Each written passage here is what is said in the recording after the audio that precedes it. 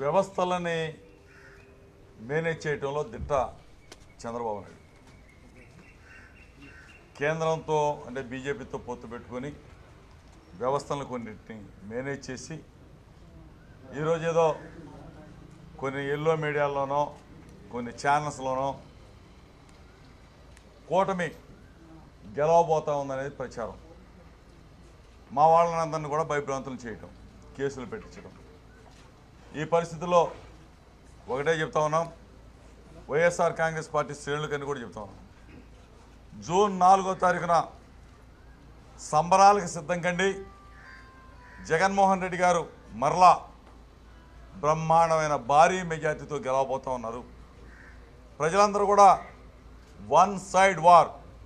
SC, ST, BC, minority అగ్రవర్ణాల్లో ఉన్న పేదలందరూ కూడా ఒకతాటి మీదకి వచ్చారు.